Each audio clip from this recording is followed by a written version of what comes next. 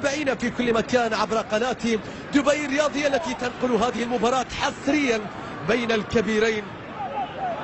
والمحاولة السريعة فيها فوق دفاعيا، هنا المرور، هنا التسويبة، هنا ميلان، هنا ميلان، هنا ميلان، ميلان يتقدم إلى الأمام وتعود ذاكرتهم إلى الوراء، إلى الوراء من أجل المكان والمكانة، من أجل الملايين من العشاق، من أجل استعادة التاريخ، من أجل ذكريات ميلان العريق. هفوة في اللقطة الماضية، لكن أمام من؟ أمام الخطير، أمام الكبير، أمام الهداف، أمام مينيز. ماذا فعلت يا ناتشو؟ انقض عليها كالصقر، مرور من حارس المرمى نافاس. ميلان يتقدم إلى الأمام لتعود ذاكرتهم إلى الوراء.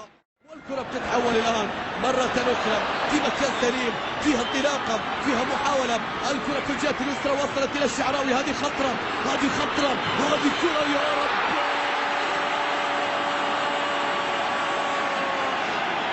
تبنيها الشعر، هو شعراوي، تبنيها رواية، هو راوي، هو الشعراوي.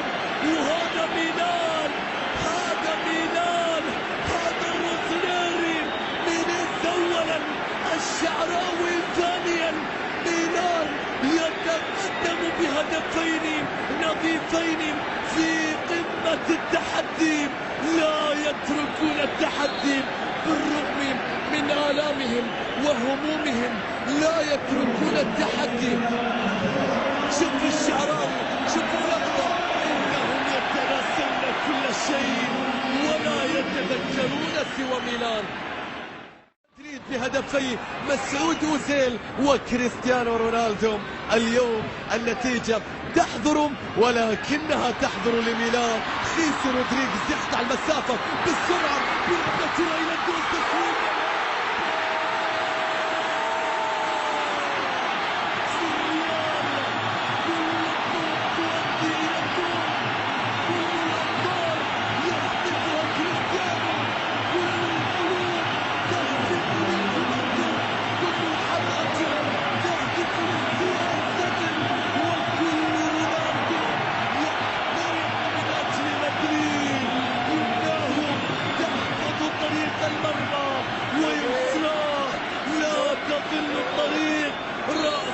مرفوعة وعيناه لا تنظر إلى الأمام.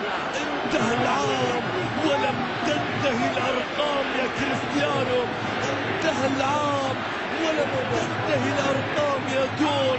حتى آخر مباراة، حتى آخر يوم، حتى آخر فرصة، حتى آخر الكثير من الأمور التي تحظى بها بالتأكيد هذه الإمارة، وعلى الكثير من المناسبات والأحداث التي تساهم في الترويج. لكن الآن ميلان يروج عن المتعة، ميلان يروج عن الفن، ميلان يروج عن الإبداع، ميلان يروج عن الماضي، ميلان يروج عن التاريخ، ميلان يروج عن الشعراوي، ميلان يروج عن القوة، عن السرعة، عن المهارة، عن الهجوم، عن ميلان، عن القميص، عن الشعار.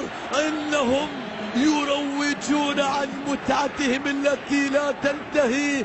الشعراوي يسجل الهدف تحت ضغط. الله على بولي في قطع الكرة واستعادتها والبحث عن رباعية تعيدهم بالتأكيد إلى ذكريات الخماسية وأكبر انتصار في مواجهات الفريقين. هنا المحاولة، هنا العرضية، هنا الرأسية، هنا رأس ميلان ترتفع أمام ريال مدريد.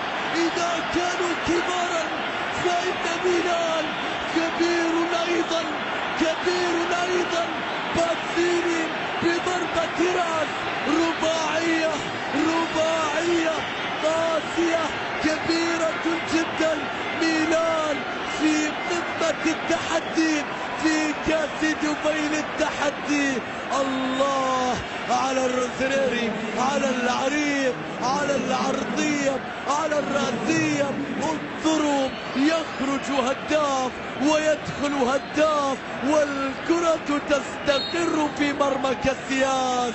ميلان لا يفرط في نهايته في أيامه الأخيرة. كريم بنزيما يقلص الفارق الآن أم لا من ركلة جزاء تحت الأنظار وتحت الفلاشات التي نشاهدها في المدرجات.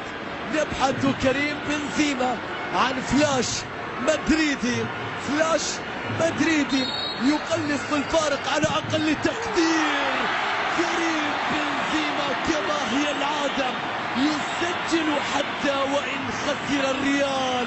كريم يسجل الهدف الثاني من ركلة جزاء، هو الهداف له من اسمه، هو اسم على مسمى، وللريال من اسمه نصيب من ركلة جزاء يقلص الفارق لتصبح النتيجة 4-2. كريم بنزيما